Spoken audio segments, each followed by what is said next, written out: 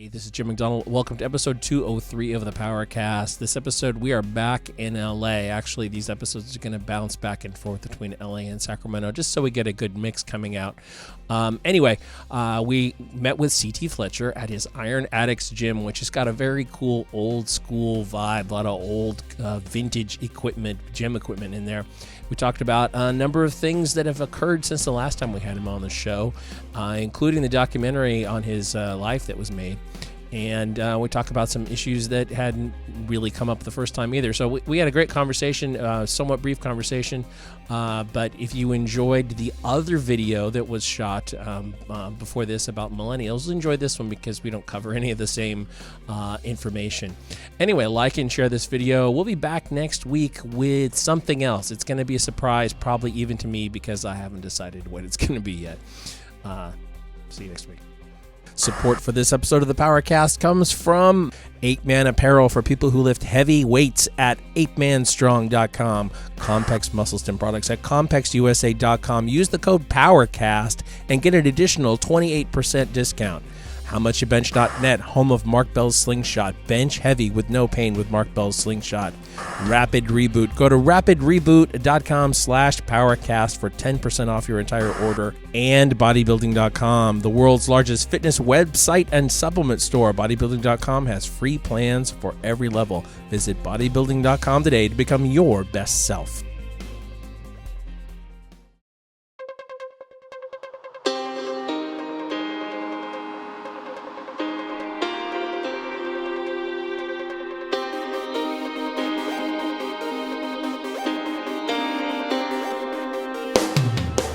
Recorded live in Los Angeles, California, this is Mark Bell's PowerCast. This week's guest, CT Fletcher. Standing just to the left of Jim McD, here's your host, Mark Bell. Doing okay? Fuck. Wow, we have a lot of cameras on us. Look at this. It's like five. It's like five cameras on us right now. Yeah. 5, 4, 3, 2, 1. All right, CT. First question. We're inside your gym right now. We're inside the walls of Iron Addicts gym. And why do you have such old shit here? You know, there's a lot of new equipment. It's classic. There's tons of advancements in strength training. And you have old pieces of shit here that are broken down and beat down. Oh, man. You described me and my gym equipment. Yeah, I didn't mean to describe you. I was trying to describe broken down and beat down. I love that description. That's perfect. That's exactly what I was looking for when I was looking for equipment. I went to the warehouse and they had a whole bunch of new polished stuff shit. And I'm like, man, I can't use this shit. Show me where the good shit is at. So he took me in the back where the dust and shit was. And that's where I made my selection. You wanted to have a rough feel to it. Fuck yes. I looked around the gym and I saw a lot of quotes, a lot of inspirational stuff in here, a lot of really, really cool stuff. But my favorite thing is right before you go to the bathroom, somebody just wrote it on the wall. And it said, listen to pops or face the consequences. Yeah, I like that too. That must be my son-in-law who did it. Probably. Yeah. A lot of the guys in here and girls in here and stuff, they refer to you as pops. Oh, yes. Kind of become a father figure to some, maybe. A lot of people all over the planet call me pops. Yeah. Yeah. Ireland, England, Jamaica, fucking Africa, everybody. You're starting a new business. You're an online dad. Yeah. You're an online dad. I love it too. I actually do. And one guy sent me a long message about how his dad, he's adopted me as a dad because his dad is, abandoned him and shit. And I got one of those. Yeah. And his next message was, my dad's in the hospital. I'm like, wait a minute, motherfucker. You told me you abandoned you. Can you keep your penis a little closer to your mouth? Now he's in the hospital. So I ain't used to having dicks. Hey, now. I know Mark's a little comfortable. I'm feeling pretty good right now. Yeah, this is getting even better. How's your training nowadays? You've been training for a long time. Yeah. And it's a real kick in the balls to start to get older and start to lose some size, and this hurts and that hurts. So what are you doing to try to hang in there? Oh man, what I do now is my thing from powerlifting. Powerlifters, we just want to lift a whole lot of weight, Right. And just cannot do it anymore. Yeah. Too much calcification and thick bones and not able to lock anything out, and these YouTube motherfuckers love to point that out. Have you had like MRIs and Oh, yeah. X-rays and all this different stuff? And Yeah. have you ever had any surgeries? Yeah, I've had a few. Well, of I know them. you had the heart. I know yeah, that. Yeah, a few. But on bones and stuff, they tell me all the time I need them. But I'm after that last big surgery, I'm about done. If I don't have to have it done, Right. I'm gonna just leave it fucked up. Well, don't you want to straighten your arm all the way out? Fuck it. It's been bent this long. Fuck it. So nowadays you're just doing what you can. Yes, exactly. I do what I can. That's what I preach to everybody else. Get your ass up off the couch and do what you can, motherfucker. When I came here with Silent Mike a while back, we went through the tricep gauntlet thing. And even when you came up to super training, which wasn't that long ago, you were like, we're going to do some curls. And no warm-up, no nothing. We just got done podcasting. And you grabbed like an 80-pound dumbbell and just started curling. And me and Mike were like, what? Like, we're going to be out of this pretty quick. This old man's going to kick our ass. Are you able to still do some of that? Yeah. Okay, we just good. had a big old battle last Wednesday against a group of guys from New York, and they call themselves Gym Gang. And, I East Coast, West Coast. Yeah, East Coast, West Coast. And I think that, I thought my battling days were over because I'm so old, but they said the right things that pissed me off just enough to bring out one more battle from the old man. And I'm going to keep doing it, until I can't do it no more. It's just simple. Shit hurts. I'm fucked up still from that. But, it was fun, man. I had a ball. I can't help it. You think you have a few more fights in you, huh? I better, because we're working out with Roy Liedermeyer's coming, man. You remember that guy? I do. Liedermeyer? And He was a strength coach, and he. and who else? Yeah. Yeah, Roy Liedermeyer was a bodybuilder. Yes. And then he was a trainer. Yep. And shit, I'm having a hard time. Oh, he trained Tony Mandrich. Yeah. Do you remember the Tony football Mandrich? player. Hell yeah. Tony Mandrich's on the cover of Sports Illustrated, and Yep. it says incredible bulk, and he's like 325 pounds and jacked. Yep. And it was a big deal at the time because was. he Really trained a big. football player with bodybuilding, essentially. That's right. And turned him into a monster. Fucking monster. That's right. And I mean, that's the guy that I think is a consensus that everybody agrees that from that era that he should have been a pro. He should have turned pro. And I haven't seen Roy in years and years Yeah. and years, and I seen him on Instagram. Okay. Direct message. Hey man, we got to get you. He lives out here? Yeah, he's Whittier. Oh, okay. Yeah, close. Whittier than me. So we got Bradley Martin coming up. Never heard of him. He wants to do a fucking. He's got some big arms. Yeah, he wants to do an arm workout with me. So Of course he does. Be ready for He sees Bradley you getting Martin. older and he thinks he can kick your ass. He might be right. We're gonna find out. That's for damn sure. And what was it? Simeon Panda. Yeah, Simeon Yeah. Panda. We got He's Bradley. jacked. Yeah, youngsters though. These guys Yeah. are youngsters, but What would okay. happen if they met C.T. Fletcher when he was 25 years old? Oh, I respect you guys, but it would have been They you would've- couldn't hang, baby. There would be no contact. Yeah, they would have their hands full, that's for sure. Oh, We'll just leave that's it for at that. sure. Yeah. So when you were their age, who would you have liked to go work out with? Oh, now that's a damn good question. One thing is for sure, when I was their age, I would only challenge my peers, or Okay. active guys. I would never have. To me, it's like sort of like Mike Tyson, but I'm not putting myself. We got you. In We this understand- we Mike understand the Tyson scenario. challenging Muhammad Ali. Yeah. Okay, I'm not nowhere near that, but it's like a young bull coming along challenging ex-champion or world Right. champion. I just would never think to do anything like that. I want the baddest dude. In my day, it was like Ted Arcidi. Yeah. Guys like that. I want the baddest dude of that era. We competing. He's active. He's competing. At the same time, that's who I want to go against. The baddest against the bad. Let's see who the baddest is. Let's just see who the strongest is. Social media changed things. Oh yeah, big time. That's Big why time. they're gunning for you, because you got the social media cred and you're strong. Back then, you wouldn't have challenged somebody outside of your lane. Oh, at all. true. No, it would have no.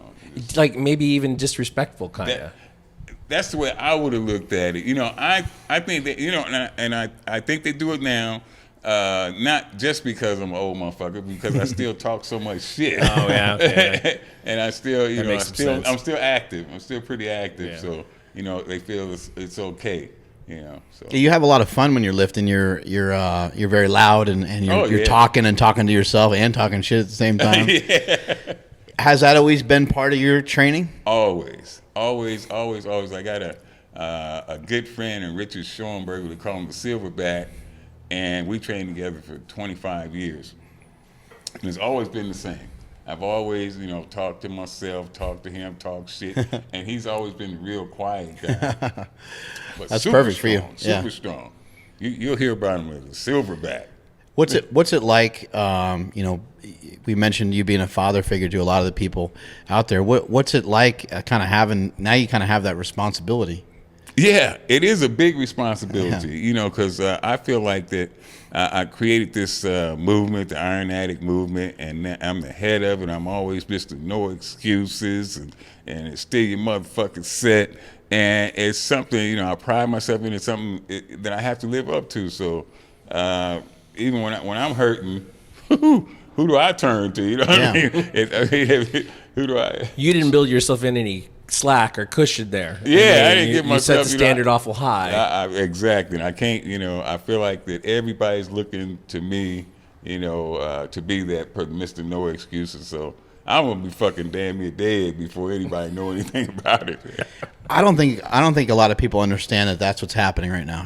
When somebody squats 315, even if it's just in their own basement, and they post a video of them squatting 315.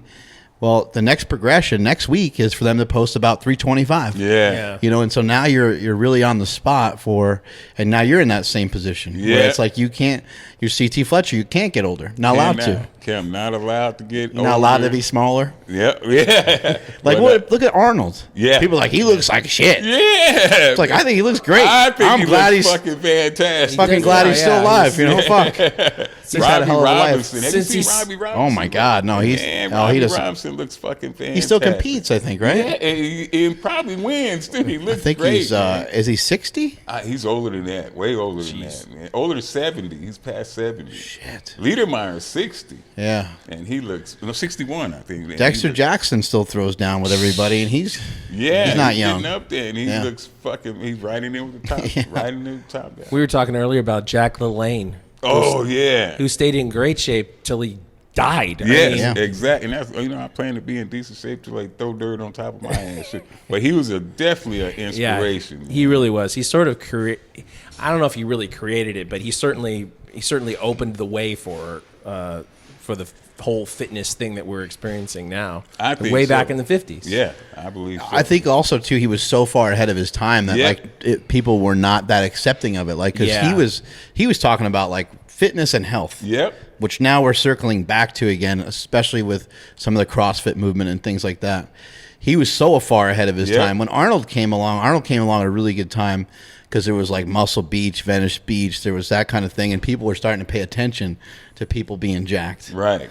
Who inspired you as a kid? Oh man, none of those guys. But I'm sorry, Jack LaLanne. I used to look at on TV religiously. Yeah. When I was a kid, I Yeah, did. me And too. Steve Reeves in the Steve as Reeves. Hercules. Oh Yeah. man, I wouldn't fucking miss a Hercules movie for nothing. I'd run in there. Larry Scott. When I first started looking at the little Huge magazines, yeah.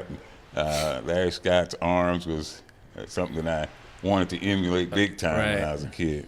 But the really person that really inspired me to get into it was my cousin. And I was going to say probably someone close to you, yeah, someone on your my block cousin, or something like that. Yeah. He was, incarcerated for many years, and he would get out every, blue moon and take a little and go back in, and he'd come out, and to me, he was like, the most monstrous person I'd ever seen in my life. I mean, his tricep had stretch marks on it. I'm like, fuck, his back arm was like an ass. Bro. I'm telling my mom, it was just fucking huge. but he commanded a lot of respect, and that is what really, I wanted the type of respect that Junior Miles commanded, and, the attention that he commanded, and when he spoke, everybody shut the fuck up. Junior's talking. Respect is obviously a big deal. You were born and raised in Compton, right? Yes, it's a huge deal. It's kind of all you got, that and your word, right? That's it, man. And so building up that size and strength probably just made you feel less vulnerable. Yeah, definitely. All kinds of fights and all kinds of things. You mentioned your cousin was incarcerated. Was that? I would imagine that's common amongst the neighborhood, right? Yeah, you better believe it was common amongst the neighborhood. Those were the physiques. In my neighborhood, it was the physiques of the convicts that we admired most. Mm-hmm. The convict, he may not have a job, he may not be able to buy a car, but that motherfucker had some 22-inch arms. None of that mattered. And they weren't looking to get into fights; they were looking to avoid them by just being too intimidating for people to fuck with them. Well, right? in Junior Miles' case, I think he was looking for fights too, man. He wanted to. He had a super bad temper, and the dude. And I really don't know why, because his mom let him do whatever the fuck he wanted to do. Yeah. And his dad let him do whatever the fuck he wanted to do. He's just pissed. Yeah, he's just angry all the time, man. And he had a bad disposition. But man, was that motherfucker intimidating? And I as a kid, that appealed to me. Yeah. Yeah. We've spoke to you in the past about the heart condition that you had years ago. How do you still have to deal with that today? You have to take any sort of like medication, or can you talk about that a little bit? Yeah, well, they implanted a metal valve in my chest, so yeah, it's gonna be there. I remember. Yeah. You were talking to. This is like more recently. I saw this speech, but I don't know when it was filmed. You were talking to some kids in a classroom, and you're talking. I obviously hear your voice, but I keep hearing tick tick tick tick tick.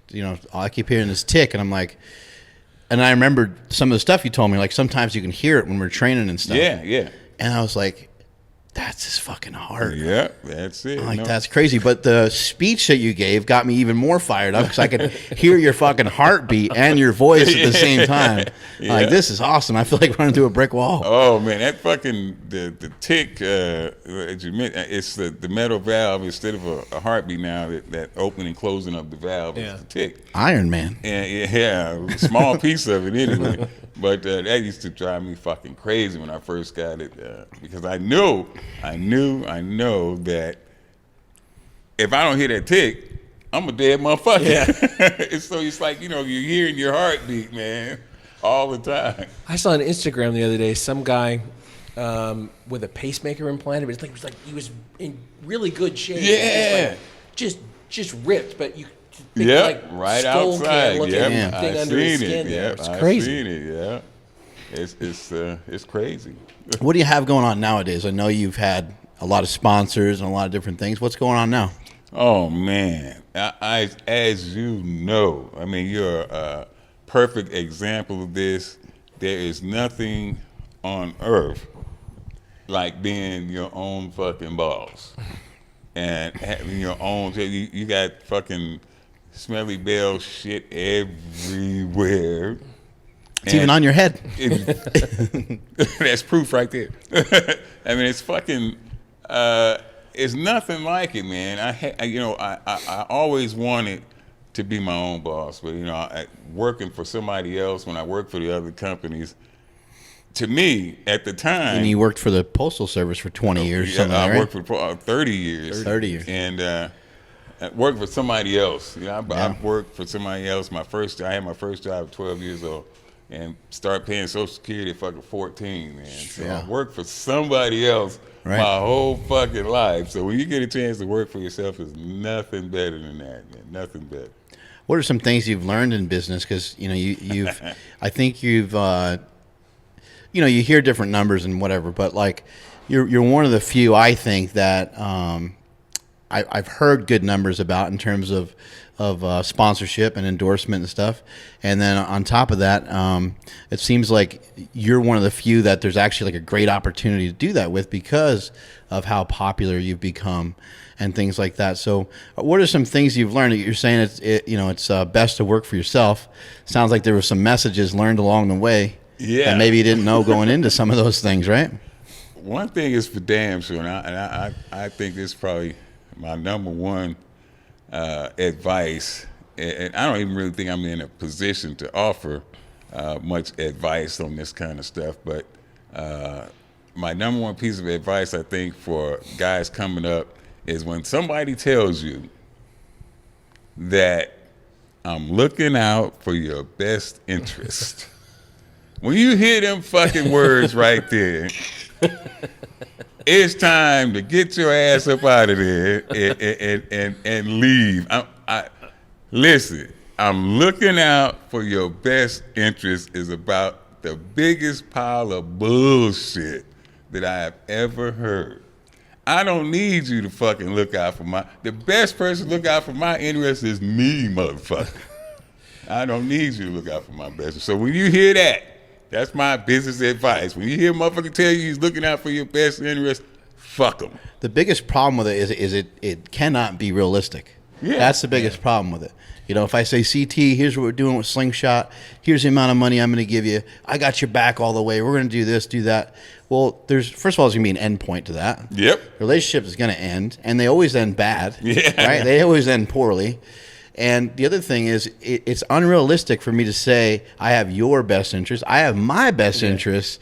I may want to support you, and that's kind of a different story. But if my company, if I'm giving you $100,000 a year and I can no longer afford that, and it's taking food off of my table, guess then what's going to happen? Where's my best interest, right? Best interest is put some fucking food back on my table, right? Exactly and so right. I'll have to pull from you and pull from other athletes and stuff like that. It makes sense. That's exactly right. It's also kind of insulting too, if you think about it. It's like I know better what's better for you than you do. Yes.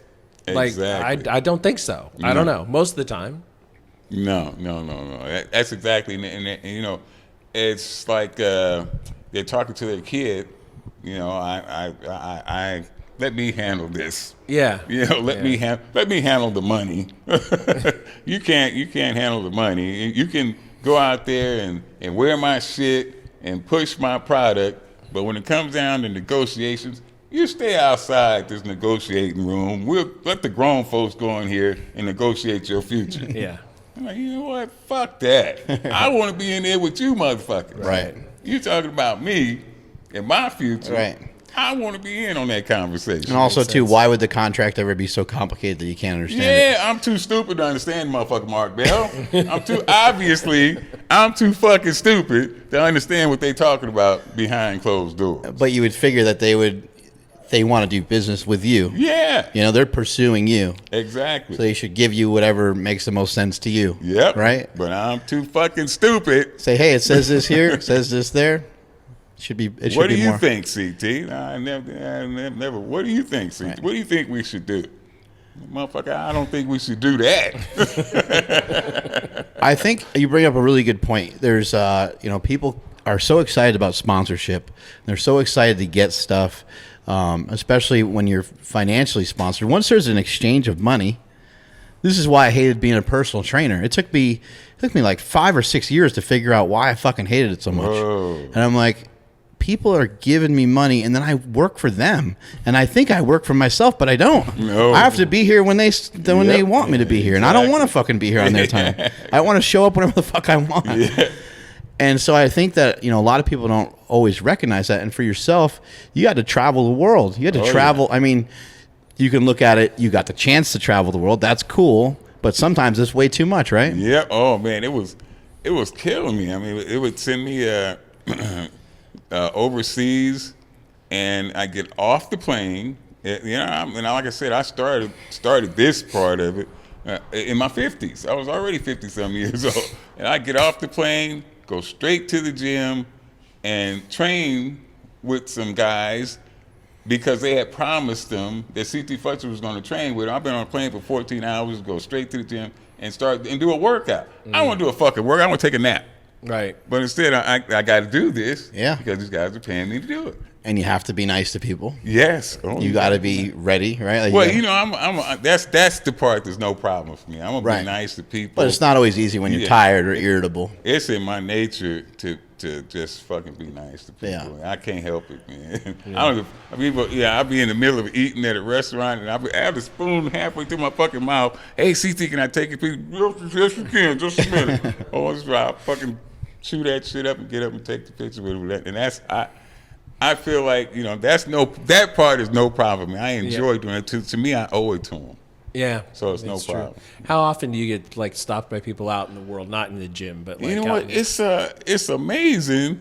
I still don't believe it, but it happens quite often. But I still people, hey, are you famous? No, fuck no, I'm not famous. Hell no, I'm not famous. Because I can still walk through a fucking mall, Right. and do my shopping and shit. You know, get a few people stopping. Hey, see, you know, take.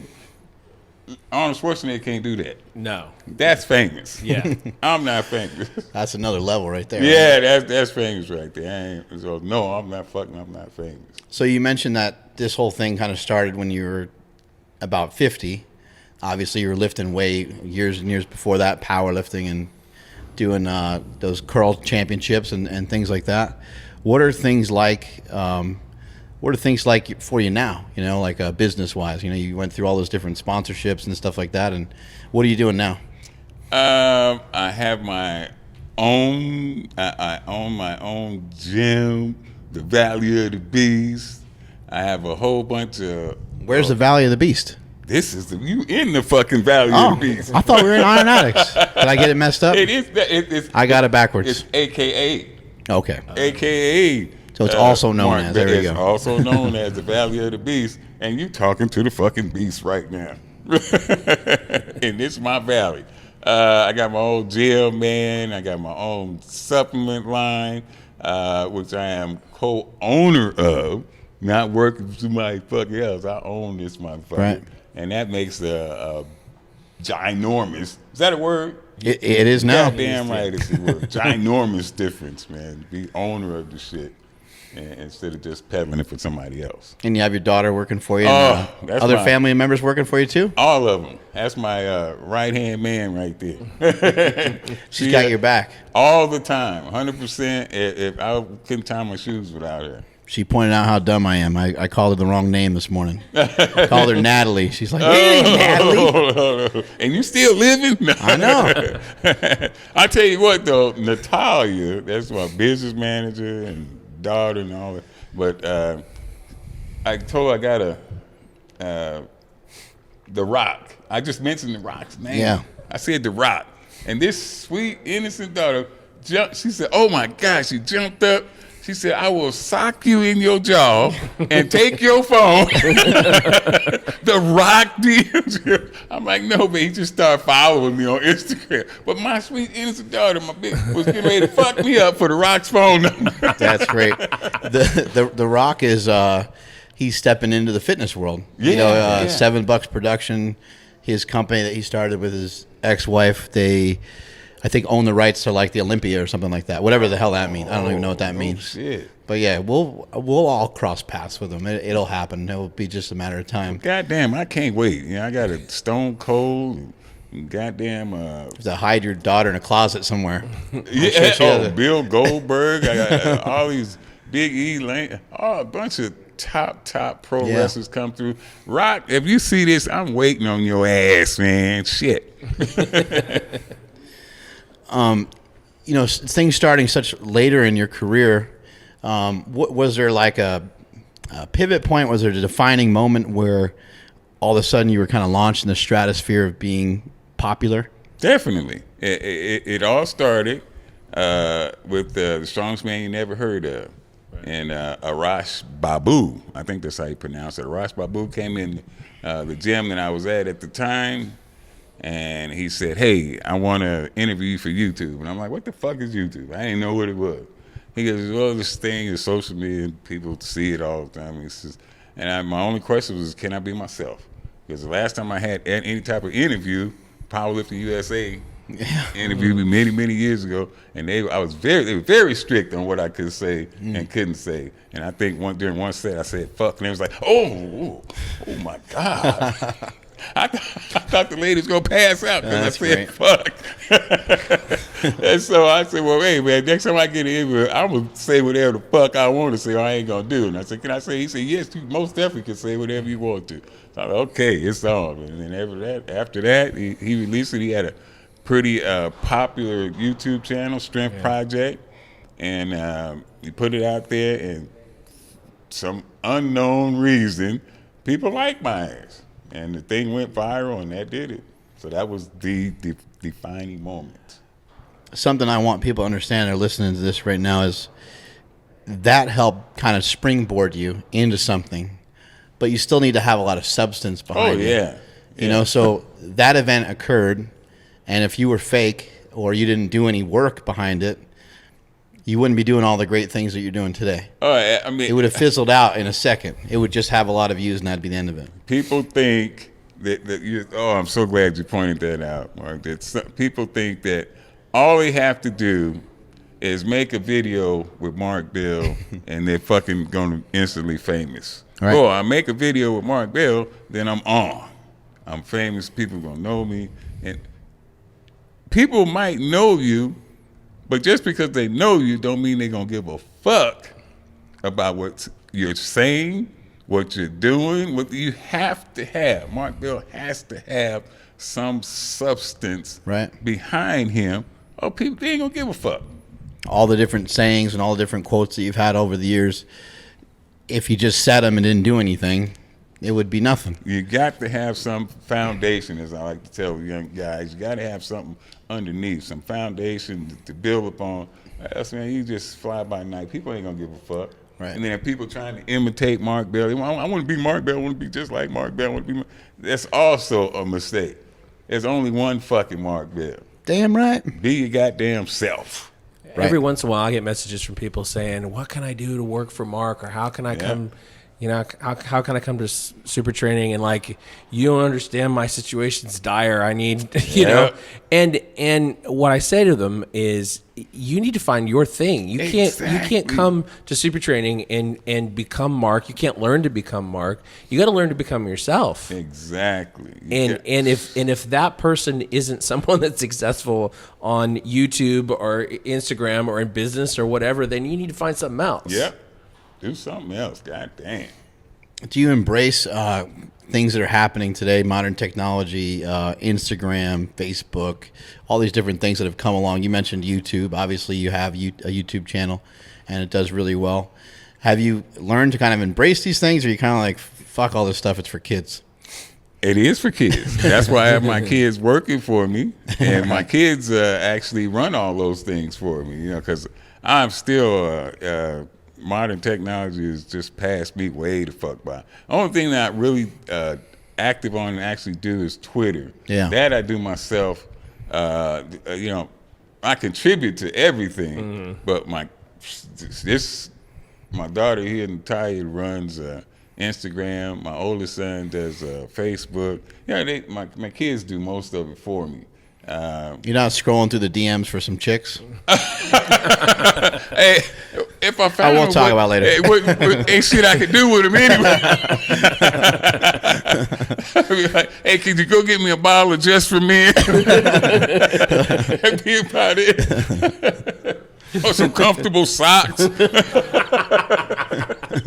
Compression socks, right? Give me some fucking comfortable socks. And some drawers that don't cinch up my ass. I don't know how sexy that is, man. That's what old motherfuckers talk about. You have some plans to open some other gyms as well? Yeah, we get requests. I got my lawyer working on a license agreement because the fucking franchise is just too much goddamn work. But we get requests from all over the world to use my name and image and stuff on the gym, and lawyer's working on a license agreement to do that right now because I'd like to see Iron Addicts in Ireland and Yeah. Does some shit seem weird to you? You know, like C.T. Fletcher having like an attorney, and you're from Compton, and you have the background that you have. Like, are you like, what the, you know? All of this shit, all of this fucking shit is fucking weird. And my fucking tax bill, oh my God. Like, fuck the IRS. You go from having whatever public defender they give you to picking and choosing whatever attorney you want, right? Yeah. You go from fuck the police to fuck the IRS. Yeah. Fuck the IRS. I mean, fuck whoever get rid of them motherfuckers, I'm voting for. I'm a party switching motherfucker if you say you get rid of the IRS. I'm with you. Well, and you have the documentary about your life too. I mean, what was that like to see yourself up on the screen like that, see your story told?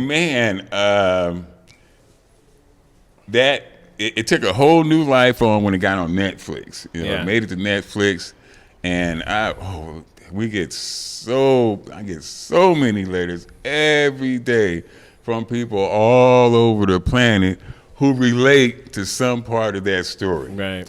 Yeah, like, oh my God, you know, I had a health issue, and because of how you dealt with your health, how you came back from being dead 3 fucking times, then I can, you know, push through. I have to, you know, to get up and go. And for old dudes, it's like, man, see, I thought it was over on 50, and I was on the couch and I gave up because your old ass is in there doing it. Now I can do it, you know. That kind of shit, man, does me all the good. That's my motivation, man. That's what keeps me going. When I know there's people out there counting on my fucking ass, I gotta go, man. They ain't got no fucking choice. And then having your own kids, you know, having your own children. You know, you mentioned nearly dying a couple times. Yeah. I'd imagine your perspective has changed. You used to be kind of famous for eating cheeseburgers. Yeah. Back in the day, right? Diet, perspective, all that shit changed. Yeah. What'd you used to order from McDonald's? What was it? 4 Big Macs and 3 fucking fries, 2 strawberry shakes to rinse all that shit down with that. But people get it confused. They talk about that like that was just one fucking meal. Right. That was one meal. It wasn't the whole day. No, that was a just snack. lunchtime. That was just lunchtime. They're like, oh, wow, you ate that every day. But yeah, I ate that and a whole lot more shit every day. Yeah. When you were eating like that, you probably weren't thinking about that, right? You weren't Hell thinking no. about it Hell hurting no. you at all. Sometimes I would think about it, but it just, Mark Bell, it just didn't matter. Right. It just, I was so obsessed. I had one goal, like I said, and that's just to be the biggest, strongest motherfucker on the planet. And I thought that was the way to do it. And if I fucking died, I would say it all the time back then, before I had the health problems, if I fucking die, as long as my casket is big than a motherfucker, it don't matter, man. As long as they got to have some big-ass pallbearers just to take my shit to the Cadillac, and then I don't give a fuck, man. It just did not. I never planned on living to be this goddamn old. That was never in my plan. How old were you when that happened? When The heart. Oh, 45. 45. 45. Yeah. When they was like, "You much too young to be going through that." That ain't helping, motherfucker. Much too young to be in this situation. It's like, it ain't helping. You telling me that shit ain't helping. I'm sure your perspective was different when you were sick about your cheeseburgers and stuff. Like you probably at that point, right? Or did it take you more time to learn to switch gears? I will say this: if you ask me, do I wish I had done things differently after going through? The answer is a retarded no. Right. No. If I had, It had to unfold the way it did. it had to. It had to. That was the master plan. You know, that was supposed exactly what was supposed to happen to me. I had to be humbled. I had to go through that shit. He's the only person we've ever had on the podcast who used the term correctly. You're exactly right. He's the first person. Yeah. I had to be fucking humbled, man. It had to happen like that.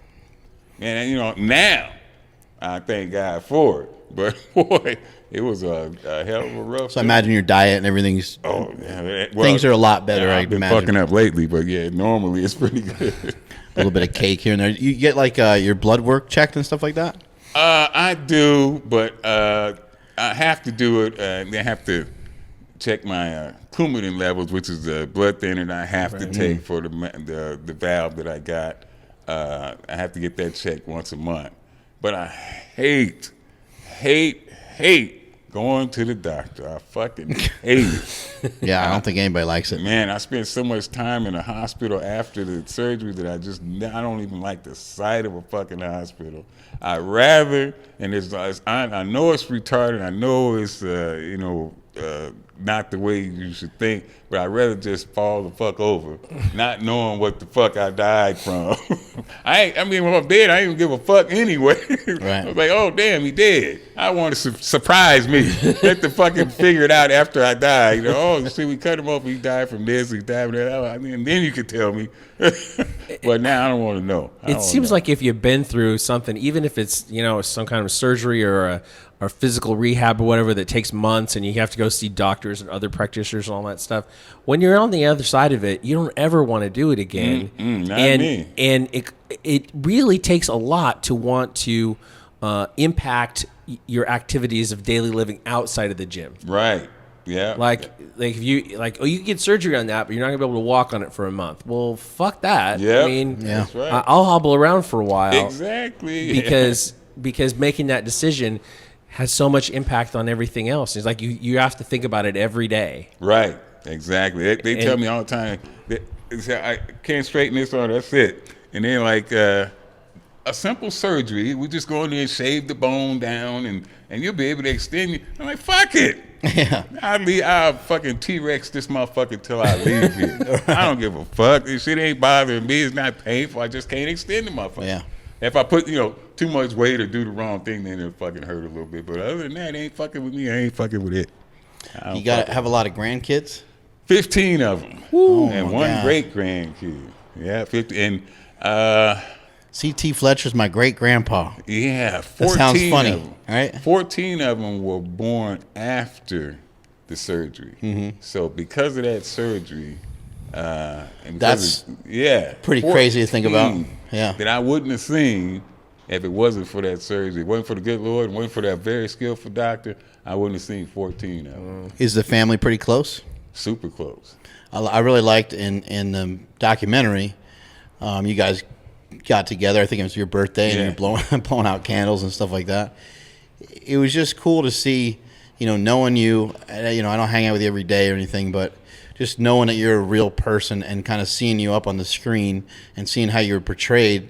He's super happy. He's smiling throughout the whole thing. He's laughing at himself. He's making jokes, and I was like, "That's fucking him." That's really cool that it wasn't fake. That it wasn't. I know you don't know anything else. You only know how to be real. But I thought that part of it was really cool, and it came across that you were heavily involved with your family and stuff. Big time. I wanted to make up, I guess, for the sins of the father, which my father in that case, and be really close to my kids. Really close to my kids.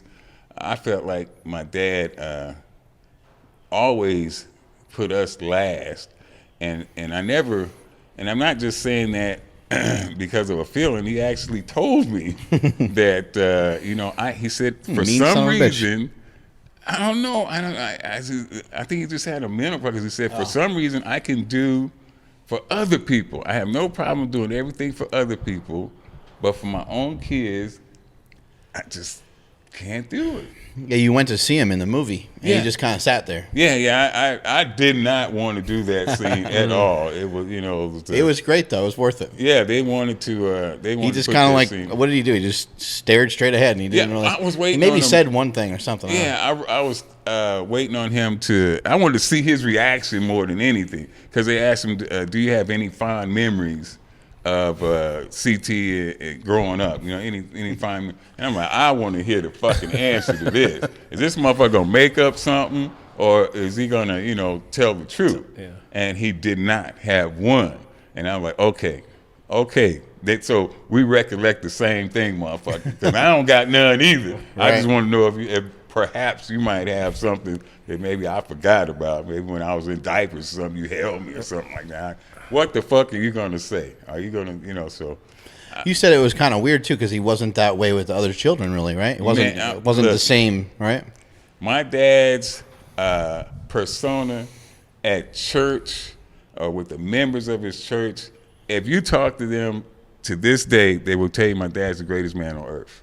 And it would bother me so much that they loved the shit out of my dad. Must have been confused as hell as a kid. Yeah, and right? then I'm like, you motherfuckers. I'm thinking every time they talk about how great he was, I'm thinking like, you just don't know this motherfucker. You don't know him. You don't know him. You see him in church, and you see, and he's very kind to you. He's been over backs, but you do not know this motherfucker. You don't live with him. So it was, but his public persona and what he did at home was just two totally different people. And that bugged the fuck out of me. That's what made me out there really, resent him the most. One of his biggest things he used to do, Mark used to tell us, is his biggest thing was a sin. It's a sin, fornication, and that's one of his biggest things he would gripe about all the time. Women and this motherfucker was fucking a lot of the members in the fucking church. Of course, right? I had a fucking sister that's a year younger than me that I didn't find out until after my mother passed away. I didn't even know I had a baby sister. So I'm like, the biggest thing he used to fuck me up for, this guy was guilty of the shit. He was the worst, and a fucking hypocrite or somebody, right. I just can't stand them kind of people. You said you couldn't figure out why he would beat you. Yeah, you couldn't figure it out. Like your change would rattle in your pocket the wrong way, and he just. Yeah, he told me that the reason why he hated me, and he put in that word. I'm not putting words in his mouth. He said it. The reason why I hated you so much is because you reminded me so much of myself. You were just like me. So right. I fucking hated you. But you're different. Yeah, you're clearly different. So Yeah. like whatever he was seeing wasn't reality. Or at least he was seeing just the parts of you, because you're different. You're not that guy. I think what he seen was, even under the circumstances, how bad it was, he always could see that he would beat me into submission, but he would always see that I was unwilling to submit. He would have to beat me into submission. He couldn't just roar. The lion couldn't just roar and I would cower in fear. Uh-huh. He would have to beat me down first, so he couldn't just tell me he was going to. He have to actually, and he didn't like having to actually do that, so he thought maybe just what he would say would be enough. Vince McMahon was abused a lot as a kid too, by his stepdad, and he got to a point where he's like if you don't kill me, then I fucking win. So every single time they got into a fight until he was old enough to handle himself, he's like, I'm winning, motherfucker. And that's why he's so driven today. Yep. And that's why he's got, such great leadership skills. And it fucking sucks that that's the way it had to happen. But I guess, each one of us has our own story. Yep. Each one of us are bleeding all over the place with all kinds of different pain, right? Exactly. And just each one of us has something different. And some of us are lucky enough to have good parents, and some of us are lucky enough to have a lot of love. It's cool that you were able to turn it around, because this could have been a thing passed on from generation to generation. It's a very easy loop to get stuck in. Exactly. So it's great that you were man enough to be able to turn some of that around, and then also growing up growing up in Compton and stuff, that you didn't turn to drugs or didn't turn to alcohol or any of that, Yeah, well, I credit Moms for that. She was the saving grace, man. She's the one that kept me from being completely insane. She did. Because I knew no matter how bad stuff got, that somebody loved me. I knew that somebody loved me unconditionally and, enough to die for me. So I knew I had. Your mom was very sick with cancer, right? Yeah, she had, her lungs were tuberculosis. Right. So her lungs were messed up for most of her adult life. But, she's where it stayed, motherfucker said, came from, because I seen her. Like I said, whenever you ask Mom how she doing, I don't care. She could be in the hospital under the tent, getting their treatment. And at that time, you ask her, hey, Mom, how you doing? I'm blessed. That was her standard answer. I don't care what's going on, I'm blessed. So that's why that's my way of saying it. I'm blessed. When I say still, I'm blessed. Is there any from your mom, basically, like, is there things that you carry on today? Like you said, it's still your motherfucking set, but just kind of that ability to just keep trudging forward. Oh yeah, that's it, man. I don't care what happens or what, no matter what life throws at you. I mean, she got a fucked up deal out of it because she was, not only was she sick, but she was also my dad's slave. I mean, she waited on that guy hand and foot, sick well, no matter what. She was right there for, she died cooking his breakfast. She was at the stove cooking his breakfast. How long ago did she die? She died in 2005. So she didn't get to see any of this. I'm sorry, she died in 2004. I had my operation in 2005. Yeah. So she didn't get to see any of this? No, she did not get to see any. Any idea what she'd think? I don't think She might not understand a lot of it because I think she would understand. She wouldn't approve of all the cussing, but I think she might send you a bar of soap. She'd be happy for me. She wouldn't not approve of all the cussing, but she'd be happy that her son made it. Made something of himself. Yeah. I always feel like the people who can say that they're blessed or in a circumstance like that, I don't know if they always believe it, but saying it helps you believe it. I think it's kind of just an affirmation of like it could be worse, so I'm blessed. In closing here, let's have you just talk about somebody listening to this. Maybe they're going through some child abuse, or maybe they're going through they're a drug addict or something like that, or they're going through some tough times.